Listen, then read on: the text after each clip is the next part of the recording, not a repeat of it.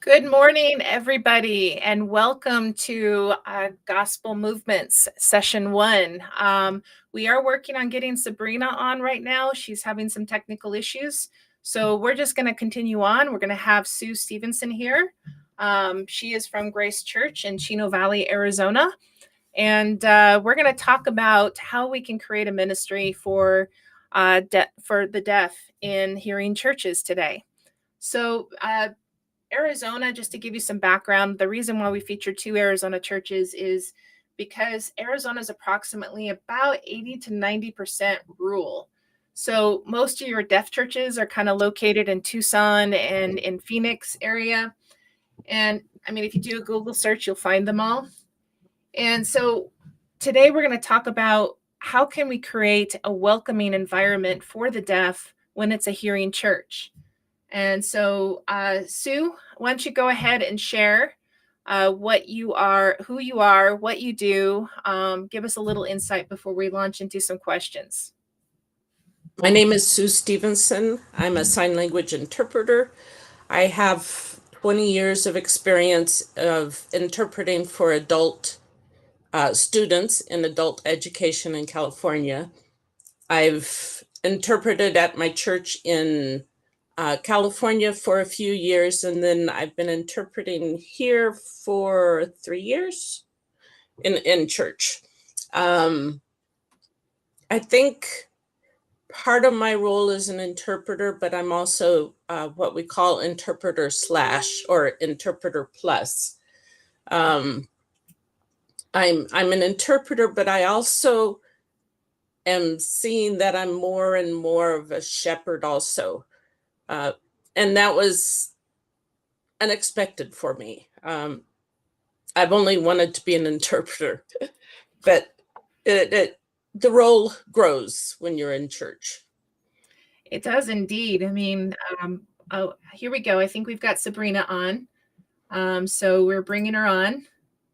Sabrina, are we doing ASL today? Nod. Can you hear me? Oh, yay! Awesome. And for those of you who've been praying for our technology, thank you for praying. Yes, thank all right. you. We are basically, we just talked about that Arizona is approximately 80 to 90% rural, that there's only deaf churches in Phoenix and Tucson if you do a Google search. And Sue was just saying how it's more like a ministry, or like she's a shepherd with her. And so Sue was just introducing herself. So why don't you go, Sabrina, why don't you introduce yourself, where you're from, and your church and everything. Go ahead. Yeah, so my name is Sabrina. It's Sabrina. My name sign is Sabrina. My deaf friend and I, we met, our kids were dancing in their class, and they wanted to hang out. So I had to learn ASL to talk with my kid's friend. And that's how I was introduced to ASL. So my friend started asking me questions about God and my faith. And we just started talking. And that's how I started with ASL. But it took me a while to learn the language, and we would just communicate and write. But I live in Safford, and it's in the very corner, the low corner of Arizona. So we're kind of hidden. It's not a big town. No, but it's a cute town. It is. It's a very cute town. I love it. It's nice. Chino Valley is about 2 hours from Phoenix and about 4 hours from Tucson, or 4.5.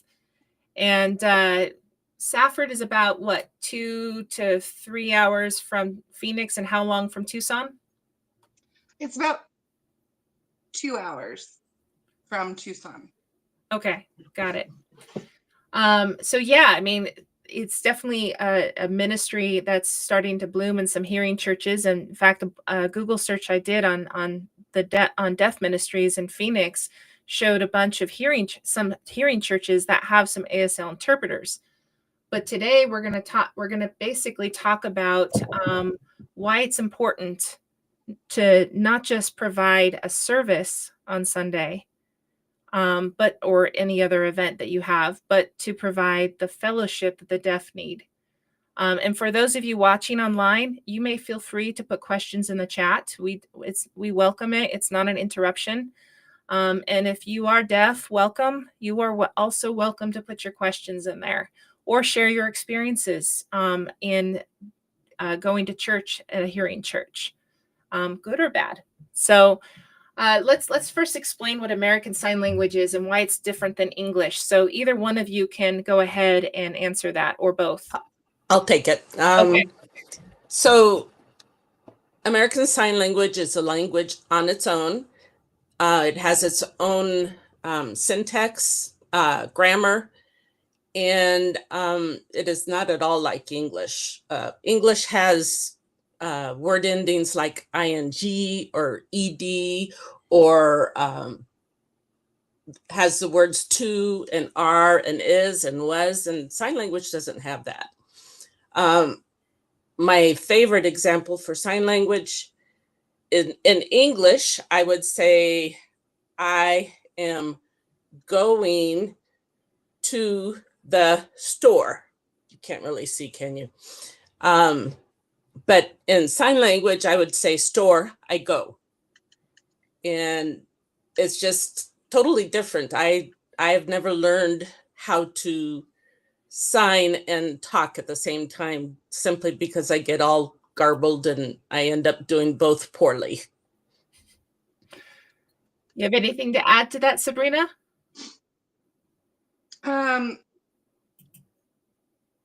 So with ASL too, something I've noticed is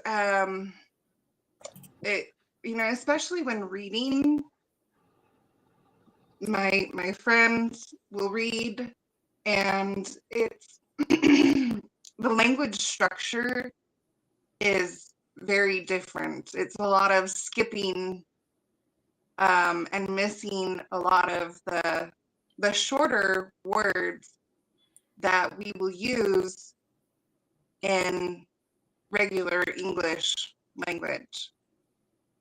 And it's also kind of flipped around. And also, if you think about it, something I read about in with sign language, with the English language or any language, it's a hearing language. So there's a lot of sound to it, isn't it? Isn't that true or something? It's a lot of it's a verbal language, right? So there's a lot of sound to it, right? In sign language, you mean? In English, sorry, in English. Oh, okay, yes. But sign language also does make noise, which I get a lot of looks on Sunday morning. There is some, it's called mouth morphemes. So it's mouth shapes and sounds that you can add to the signing. And then, of course, if I get carried away with praise or something and I say praise and I clap. So sign language can be noisy too. Got it. I never would have thought about that. So thank you for sharing that. So basically so we shared a little bit with Sabrina why she's passionate about coming alongside the deaf to help them get the word of God in their own language. But maybe Sue can add, or maybe Sabrina add a bit more. Why are you so passionate? I mean, when I first met you, Sue, you were our online host, and then I learned you were fluent, and then and then you had this passion that started to build for the deaf. So why don't you explain your stories, and Sabrina, feel free to add anything else to your story. So when I was 12, I went to a Sunday school class at my church to learn sign language. And it's just something that has always fascinated me. And I would sit, before I became fluent, I would sit in church and I would look at my hands, and especially during the songs, and thinking I should be doing something with these hands, not just sitting here. And I think that's something God put in me. I didn't have to cultivate it. God did that. Perfect. Sabrina, do you have anything to add? Yeah, the biggest thing that gives me a passion for ASL is my only experience is meeting my friend who was deaf, but getting to know her more and her experience, her desire to understand God and His Word, that is when my passion really started. Because I realized that even though it's a similar language as English, it's very different. And so she couldn't just sit down and read the Bible to learn about God because it's like her second language and it's hard to understand, even for English speaking people, it's hard for us to understand the Bible. So imagine it being more a second language and trying to read it and understand it. So when we started studying the Bible together, that's when my passion really grew. Awesome. Thank you. And I see that passion because I've met both of you and I've seen that passion in you for it. And I always look forward to hearing your updates. So tell me, what are your setups like in your churches for the deaf right now? So in my church, we reserve the first 2 or 3 rows right in front of me. I sit right next to the stage so that the deaf can see me and see the pastor and see the musicians at the same time. And I have a cell phone video camera focused on me, which takes a lot to get used to. That's our setup. And I'll add to that a bit is with the setup, we have it linked to Grace Church's live stream so that when they're watching it on Facebook, it shows up in the corner of the screen. And we are continuously working at getting that live stream so that it's even better for the deaf and all that. So it's a very simple setup, a phone and connected by a link to the live stream. And that's kind of what makes it easier for the deaf when they can't make it to be able to catch up on the sermons. Sabrina, go ahead. Yeah, ours is similar. I have a camera that watches me, and that is hard. And we just have my one friend who comes and she sits in the front where she is comfortable and can see the pastor. He likes to use a lot of PowerPoint pictures, and so it's hard because I'm on the opposite side of that, and so she'll be looking there and and then our video is in the corner of the screen also, so it's similar. I want to add to that. One of the nice things at our church is we have a video screen at the back, so I can read the words to the songs, and I don't have to memorize the songs. And also I can see what everybody sees. It's just a little bit smaller. Yeah, Yeah, and That basically, helped. yeah, it Mhm. does. And so, but also, I don't know if that happens with you, Sabrina, but I know that our pastor sends the sermon notes and stuff to you, Sue, so you can kind of look at it ahead of time. Occasionally. Okay.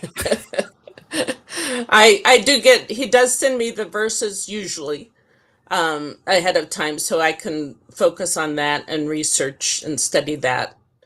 Mm, I bet he doesn't always send his notes yeah, outline. yeah.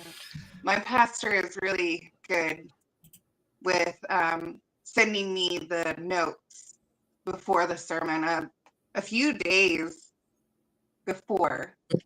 And so I can study and change words and prepare for what's to come. That is such a blessing. Well, It is. and to be fair, I mean, this is not something that most pastors, hearing pastors, are really used to. Mhm. And I'd like you guys to share. I know it wasn't in our pre-conversation about this, but what are some of the words that you've struggled with that your pastors have used? Oh gosh. Well, names is one. Names are one. Um, like the Old Testament names are hard to spell, and they don't all have name science, or at least I've not been able to figure them out. Um, Mm. so names is a big one for me. And then pastor used these big theological words, and I have no clue what they mean. You know, my schooling was to learn sign language and interpreting, not theology. But usually our pastor is kind of cool. He explains the word in the service, uh, and I listen to the service, the 8:30 service beforehand, so that gets my brain going, and I can think of how to interpret that one word or the many words. And Sabrina? Yeah, so my pastor is very theological. He is a good teacher, but his vocabulary and language is so high. And I love it. It's very challenging. But when he sends those notes, I am able to study and find out what they mean.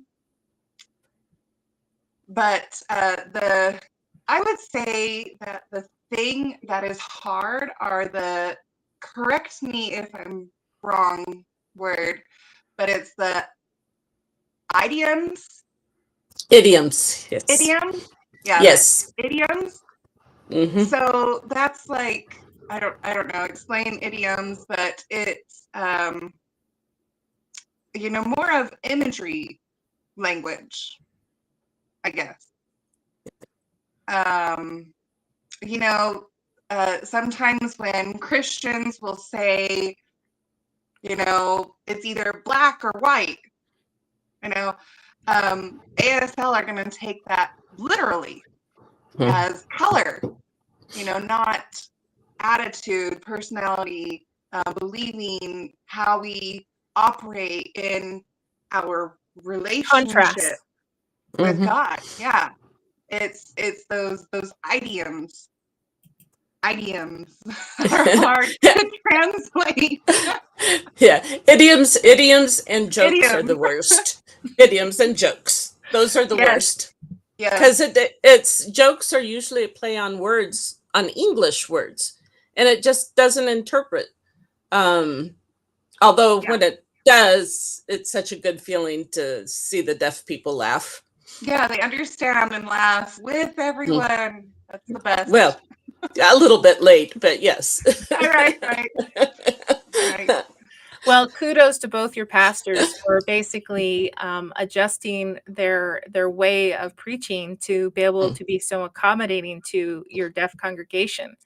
Mhm. And I mean, that is something, because that's not easy to do. One of the things that I love about Grace Church is how, I mean, we've had 2 baptisms recently, in the past year, Mhm. and for the deaf. And what's nice is our pastor, the Pastor Wayne, actually goes in and gets the whole congregation excited and teaches them how to use the sign to applaud. Which, correct me if I'm wrong, I've been doing live streaming for a while. I should know, but it's like this, isn't it? Yeah, well, you can't see my hands. Uh, yeah, Oh, like there that. you go. So, I mean, and having, people who feel on the outside, and you can correct me if I'm wrong, but people who feel on the outside feel more included when, I mean, I've seen that with, um, Spanish churches, when the English churches include them and stuff, how that inclusion, uh, that sense of belonging, um, which is so important. Can I say something about that? Yes, you This church has been the most inclusive of any place that I've worked as an interpreter. And I think a lot of that is our pastor's example. He wasn't afraid of the deaf people. Often the deaf people are just sort of put in a corner and left there. And Pastor Wayne comes in often and says, "How are you?" and says, "I'm glad you're here" to them. Of course, I'm interpreting, but he tries, he makes an effort. And also the church as a whole follows his example. Uh, I I often have people ask me, "How do I say good morning? How do I say how are you?" And the congregation wants to communicate with the deaf, and it's just a wonderful situation for the deaf at our church. That is awesome. So now I'd like to hear, I mean, have you seen God at work among the deaf that started attending your churches, and anything, even in your community that you've met? How Well, have you seen God at work? well, first I have to say it's all him working. It is. I'm just his hands. Uh, Literally, both of you. literally, yeah. But he has, like you said, there's been 2 baptisms of the deaf. I mean, we've had a lot more baptisms, but 2 deaf people have gotten baptized in the last year. And it was just amazing to me because the most recent one, she came up to me and she says, I think I need to be baptized. And how do I write it down on my Connect card? Um, and it's just amazing. She's also the same one that says, I want to be in a Bible study. And so I mentioned that we have a Bible study before church. So now I interpret 2.5 hours, 2.5, yeah, 2.5 hours every Sunday, which is exhausting, but it's rewarding. Um, so that's God working. I didn't poke them and say, "Hey, you gotta go to Sunday school." It's their request. Um, let's see what else. We have had up to 9 deaf people at a time. Um, Last Sunday was 2, so it varies a bit. Um, but I just remember that it's God's ministry, it's not mine, and it's His work, and it's not mine. All right, Sabrina.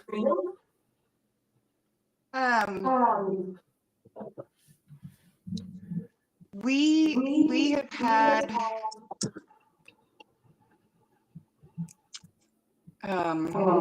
so for me, I guess it's just to see a person's life change and see how God is working in their heart. That is where I see the biggest change, is just how God changes a heart and grows their knowledge of Him. That's beautiful. And why aren't captions enough online when we're streaming? Oh, it's because English is a second language. It's not their first, it's not their heart language. And it's so important to have sign language for them. That's my say. Yeah. So go ahead, And Sabrina. captions can go really fast Mm. also. Mhm. So to understand while reading the captions, it's just most of the time not possible. Mhm. Yeah. So we've talked a little bit about how to make the deaf feel welcome in some of the past answers to the questions this hour. So tell me about any other ways that if a hearing church had noticed that there are deaf in their community and they want to invite them to church, how can they make them feel at home at church? What are some other ways in your experience? Hmm. Well, the biggest is don't be afraid of them. They're human. Exactly. I was just gonna um, say that. yeah, they're human, and you know, the Sunday school teacher and the Sunday school class have embraced the deaf also. They invite them to come to the parties that we have to join in, and they want them to join in and just include them in everything. They want access. That's very important to deaf people. Yeah. But you can't have access unless you have an interpreter, I believe. Yep. Anything you'd like to add to that, Sabrina? Yeah, I mean, it coming from my own experience, just try. Just try to communicate. Um, I do believe that most deaf people are very welcoming to someone who is just trying. Um, you know, like Sue said, don't be afraid. Um, just introduce yourself. When you're speaking to a deaf person and not using sign, speak slow and clear. Most of the time, they will help you with signing a word. Deaf people love to teach their own language to the hearing community. So just try. That speaks volumes to them. Awesome. Yeah. So a little bit ago, we actually at WorldVenture had Sue with one of the deaf congregants for a time of prayer. And the deaf person shared her story. So she once showed up at a church and to go to church because they had an interpreter, and the interpreter wasn't there. And so she had to turn around and go back home, which is unfortunately the norm on some church on some aspect. It's the norm because we don't think about it that we need to have a really good line of communication with the deaf, either through social media, an active email account, and you both have email accounts where the deaf can actually contact you, right? Yes. So, but constant contact. If someone's going to be out, we let them know ahead of time so they don't have to get ready for church. And, and the other thing that she shared is some of the hearing churches would put the deaf in the back and the interpreter in the back. And so that is a mistake because you're basically, in this deaf person's opinion, she felt devalued. So when you're trying to make a comfortable place where the deaf can belong, it's important to listen to their needs, like we listen to the needs of the people who are hearing in our churches, so that they can have no obstacles to the gospel, so that they can feel loved like our Father loves them. So as you know, deaf people being their own language and people group, functionally speaking, like our Spanish speaking churches, unfortunately, there's not enough deaf in rural Arizona to plant a deaf church. Why and how is deaf culture different than hearing culture that the hearing churches need to understand? Oh boy. Okay. Deaf culture is it's a rich, rich culture. It's changed in the last 20 years due to the internet. It used to be the only time they could communicate together was when they were together. But now you've got FaceTime and Zoom, and they can chat online in sign language. So that has been good for the deaf culture. Deaf culture is also more willing to help each other. They know what it's like to be in a world where people don't understand you, and if one person has a skill, they'll help the deaf culture with that skill, and they'll give suggestions. So they're very, very quick to help each other. Another thing about deaf culture is something called deaf standard time. They can arrive late, although the deaf people at my church do not arrive late, but they also stay late, and they stay late because they get a chance to talk and use their language.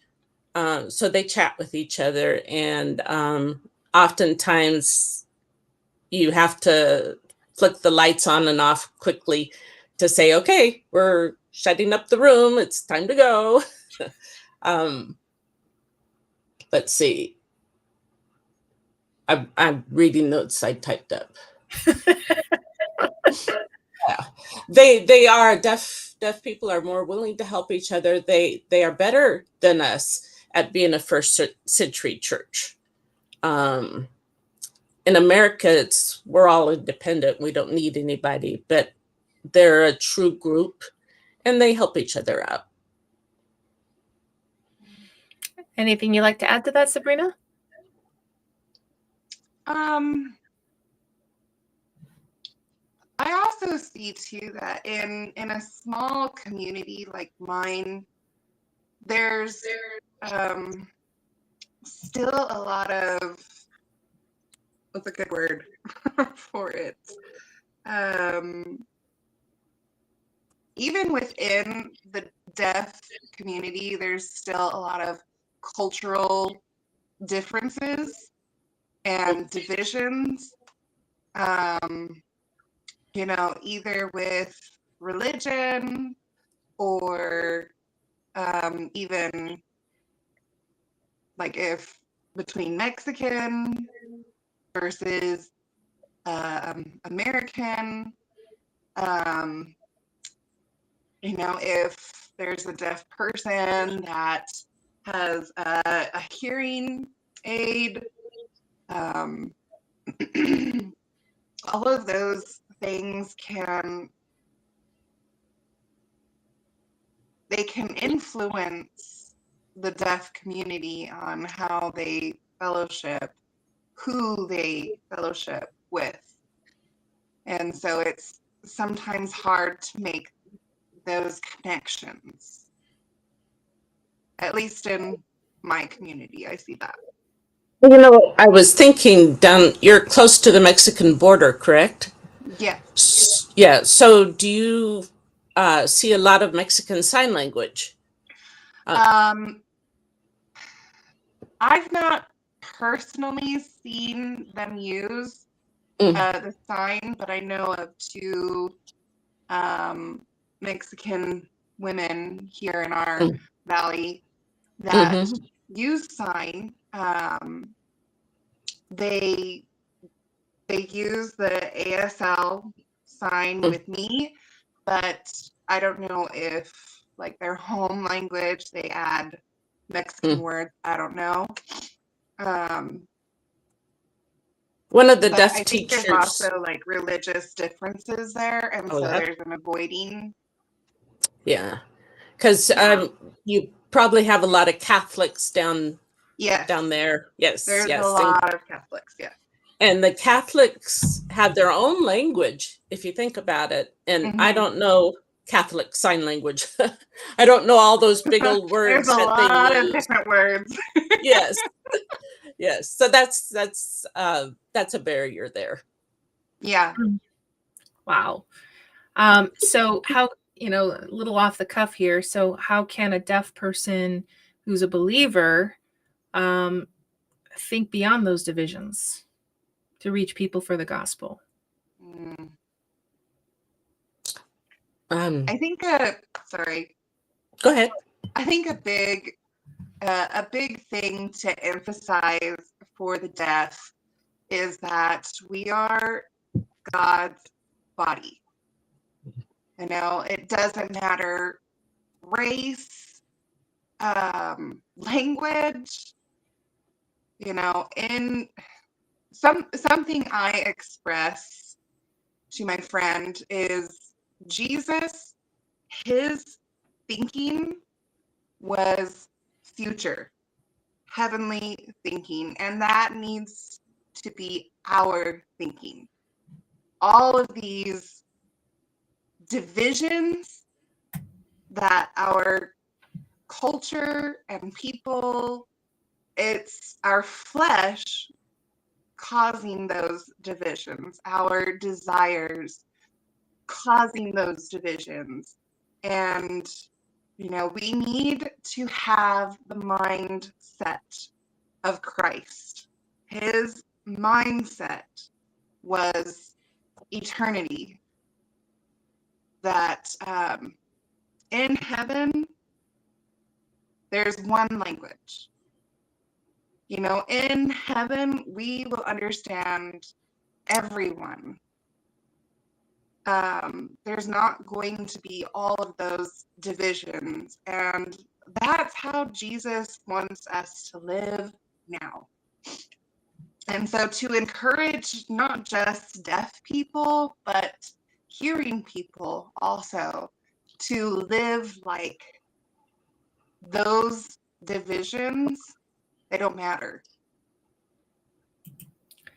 That is excellent. That is beautiful. I couldn't have said it better. So the deaf are more than capable, intelligent people of leading ministry if they choose. So what are some opportunities? And this, I want you to be more visionary than anything, because you're starting your deaf ministry, Sabrina, the last, I don't know, year, right? Yeah.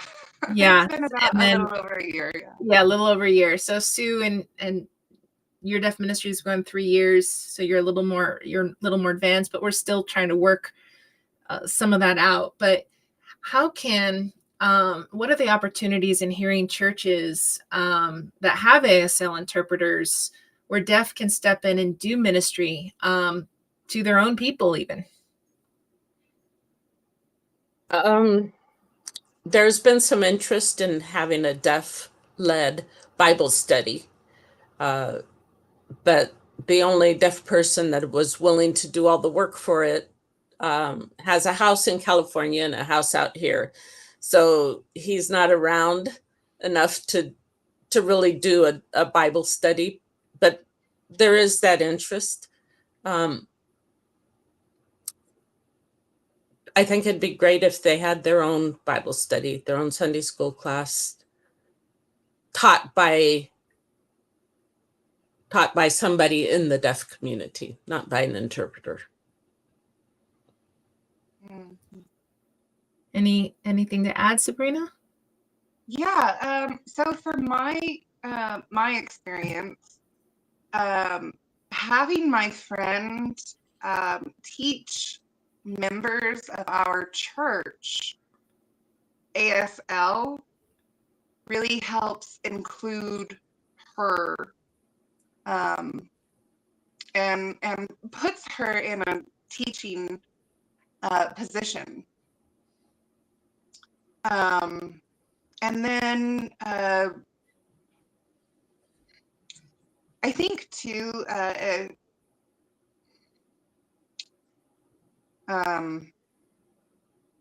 encouraging that inclusion as well.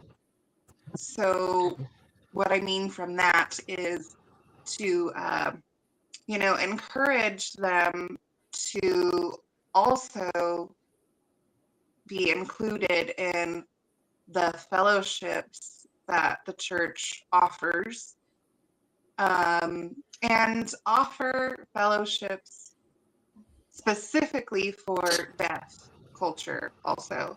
So like a game night, assigning quiet, that means like turning off your voices, game night. So everyone is using sign, not speaking, offering those fellowships as well. Or going for coffee, and turning off the voice, using sign. Deaf people, they are hungry for that fellowship. And so to offer opportunities to do that is so important. That's beautiful.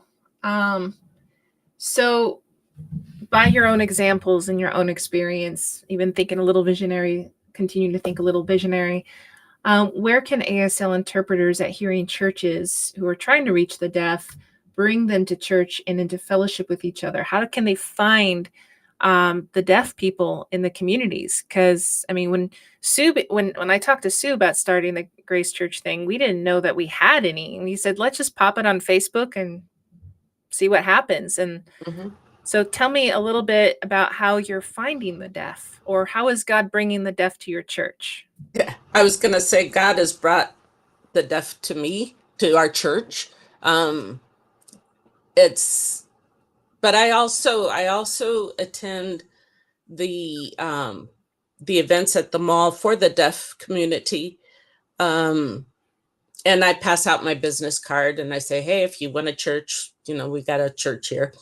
And there are events that the local college has for the deaf communities so that the sign language students have experience with real deaf people, which is very important when you're learning sign language. I mean, you can learn all that you want about book learning, but to really interact with a person is what's important. And that's what they're hopefully learning to do.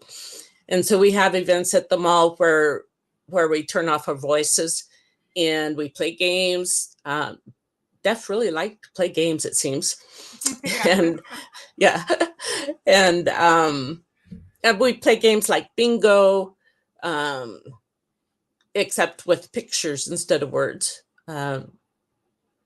But by going to these events and meeting the students, I hope to be able to mentor somebody to take over my place, or at least help me, because I am getting old. My brain is slowing down. It's just a matter of age.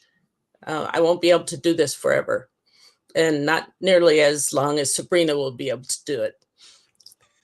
So I'm trying to grow homegrown interpreters. If we had to hire somebody, us interpreters are expensive. I Googled it and it says $50 to $60 an hour for an interpreter, and they would have to come from Phoenix. So you'd have to pay them 2 hours driving time up here, 2 hours driving time back, plus how much ever they interpreted. And I think it's better to have local people do it, and people that want to serve God. Sabrina? Yes. So I'm in the process of finding more deaf people. Again, my community is small, and to find the deaf, there's not opportunities in my community. There's no deaf fellowship areas. the college, they used to have a ASL class, and that has recently closed because the teachers still need some credentials, I think. I'm not sure. But you know, my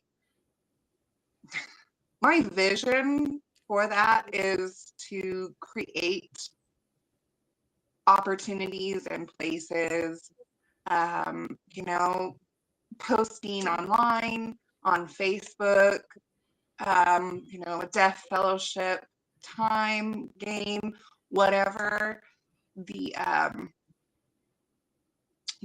event. And for me, it's just hearing about, oh, I saw a person signing and I introduced myself.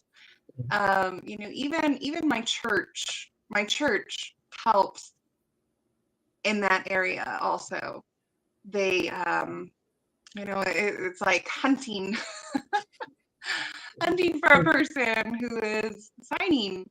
And so we're still looking for more, but I am enjoying the experience that I'm learning and growing and getting with my one. And it's important. Other friends, my hearing friends, help remind me that even if it's just one, they are important to God. You don't have to have a full group, you know, just, you know, if my life is just discipling one deaf person to learn more about God, then that is God's plan for my life. And it's awesome to be a part of it. Yeah, we had one of our past live streams. We had some workers from I think it was Philippines, and they were talking about how discouraging it was for them because while everyone reported large numbers, salvation, everything when they came home for what we call home assignment, they had their small pool of people that they continuously discipled and everything. And it was a reminder to me, not just from them, but it's a reminder because I had a former pastor's wife who reminded me that the numbers are not important. It's if God means for you to have that one person, it's that one person. And also, I would like you to actually tell me, there's Safford, but there's other smaller towns dotted along all the way to Globe. So you might want to name those towns in case there are some deaf from that area watching or some others that know deaf. So what are the towns that are within, let's say, 30 minutes to an hour? So, okay, so 30 minutes to an hour, we have Duncan, Morency, if I spell it right. There's also one that's a little further called Yorktown. I think that's the name of it. And then closer is San Jose, and then Solomon, and then you have Safford, Thatcher, Pima, Fort Thomas, and then there's also the Indian reservation area. There's a lot of those small towns. You have Wilcox. So you got a bunch of small towns there. Yeah, so there's a lot. And then from there, there's also a lot of people who are in even more rural areas. You know, they're living on the farm. The farm, excuse me. You know, it's very private area. So we have a lot of those places too. Yeah, and so that's We're even very spread out. yeah, and your area is far more rural than Chino Valley. Chino Valley, we've got Prescott, we've got Prescott Valley, we've got Mare and Cordes Lakes, and even as far as Ash Fork, and there's Paulden. Don't forget you Paulden people, I haven't forgotten you. Um, but we have a comment from one of our audience. Thank you, Barbara. Sue is definitely awesome. Thank you. So, but I hope you get to know Sabrina because she is also awesome. So let's talk about, so technically interpreters are only, from my understanding, and you can correct me if I'm wrong, interpreters are only supposed to interpret about 30 minutes at a time, roughly. Mm-hmm. Yes. Really? After, I know, right? After about 30 minutes, your brain function begins to degrade. So yes, it's Just shut down. I'm done. it does, and but unfortunately, I don't know of any church that has more than one interpreter. Usually, it's occasionally there's churches that have somebody that interpret the music and then somebody that interprets the preaching, and that would be good to have. But that's one of the reasons I want to grow our own interpreters.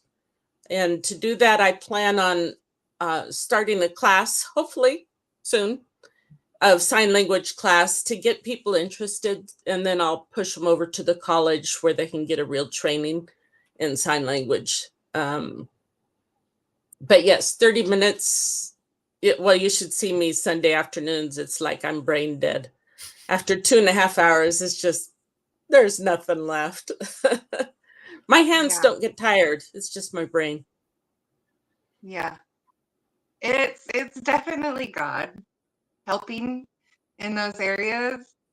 Yeah, because our brain focus, it's just hard when especially your pastor is speaking so fast and you're trying hard to catch and change the terms, the words, the idioms, the jokes, all of that. You're trying to translate and express.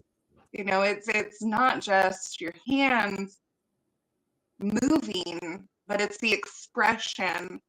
You know, and that takes a lot out of you. You know, sometimes I sit there and I'm just signing away and I forget my face. My face needs to be expressing too. Yes. The face is a lot of the grammar of sign language. So I can, emotion too. the emotion, yeah, you want to show the emotion of the preacher. And for our preacher, that's a lot of emotion to show. But you also, the grammar, like I could sign a sentence 3 different ways, and the only thing that would change would be my facial expression, and that would totally change the meaning. So face is important, yes. Yeah. So for those that like to pick up a second language when you're deciding what college to go to and attending college as a young person, I encourage you to think about picking up ASL, just because there's so many hearing churches that are trying to accommodate the deaf community in some way, shape, or form, and because of where people are located. And if you think about the rural areas of different states, especially Arizona, you've got a deaf church that's only maybe located in a city. And for those that have never lived in a rural area, from Safford, it's like miles of desert and open farmland. And, you know, I can only, as a hearing person, imagine the isolation someone who is deaf might feel, who doesn't have the normal avenues of fellowship and trying to connect with other people who understand her and him or her and their culture. So it's important that if you are a student, wanting to know where to plug into a church, a deaf ministry would be a beautiful thing, and not as common as maybe in a hearing church as maybe like a Spanish church that we often see, because that's the other language, other culture that we often get in, at least in other states, especially Arizona. So how can an ASL interpreter, we talked a bit about it with Sue, with how she's planning on building that bank of interpreters. But what kind of encouragement can you give ASL interpreters out there right now in how to build up that bank? It's like a quote I saw from Elizabeth Elliot. It shouldn't depend, basically was saying, if we think the ministry depends upon us, we're not depending upon God, is basically what she was saying. Mm-hmm. And so we can't do everything as as ministry leaders. We've got to find ways to expand that vision a bit, so that we're not exhausting ourselves, and we have a ministry that extends beyond just our current lifespan. Mm-hmm. So what kind of encouragement? Hang in there. Remember, it's God's work. It's not you. God is the one doing the work.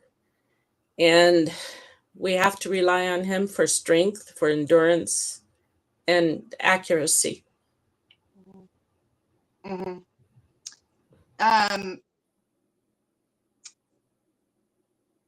I'm just thinking about the sermon.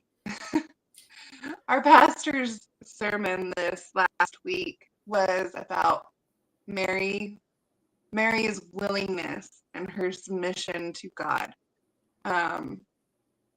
She didn't argue, she didn't question. But for me, I don't feel like I have enough knowledge of sign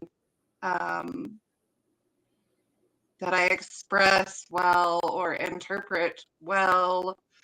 All of those struggles, it's warfare. And sometimes we just have to remember that God just wants people who are willing and who will submit to him, and he will do amazing things. He will bring the knowledge, the help, just the understanding between people, if we just allow him to use us. Amen to that.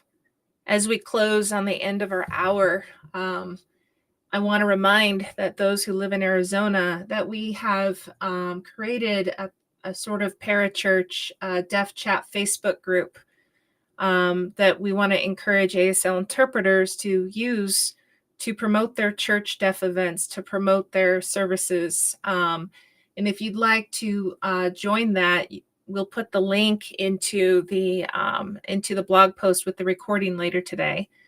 And we will, but you can email me at n.hahn, HAHN, @worldventure.com. And you can ask me about how to promote your church on there. We do vet out the churches that are allowed to do that. So contact me and we can talk about adding your church to our Facebook group, where we also add the deaf too. And if you are deaf looking for a place to plug in, we welcome you to join that group. Anyway, I want to thank both of you, Sabrina and Sue, not just for being here today and for persevering through those technical difficulties earlier in our live stream. Thank you, because I really wanted to show your side too, because you're more rural than Chino Valley is. And so, that's saying a lot. Yeah, it is. But you're both doing a great job, and I'm proud how you're persevering through everything. And it's not just like we often say, We don't want to just provide at Grace Church, and I'm sure at Safford, just a service. We want to provide connection to the deaf. We want to help them to come together, find each other, go out to coffee with each other, have normal life activities as much as possible, and to belong in the church that they find. And so that they can also learn the Word of God in all of the Word of God. So thank you to both of you. For everyone else, our next live stream begins in less than an hour. Session 2, we'll have Jeff Denlinger, and we will have Pastor Mark Hankey from FBC Salem. We'll be talking more about how to start a movement. So we'll see you at the next hour. Thank you, both of you. Stay on. Thank you, both of you, and have a great day.